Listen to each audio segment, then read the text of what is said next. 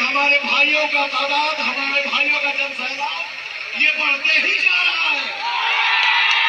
तो ये ग्लैमर नहीं है, ये रफवाई नहीं है, ये भाई का भाई के लिए प्यार है,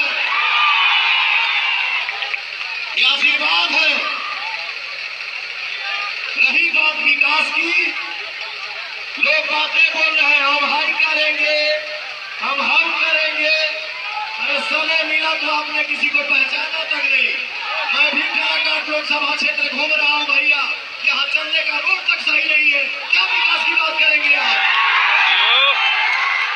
एक कलाकार है पवन, एक माँ ने अपने बेटे को आदेश देके भेजा है कि आज से मैं अपना बेटा काराकाट को सौंप रही हूँ। आज भी पवन को मारती हूँ, पवन गलती करता है तो, और मैं आदेश देती हूँ काराकाट की जनता को कि पवन अगर गलती करने का कभी सोच भी रखता है भविष्य में तो आप भी काम करिए और मानिए।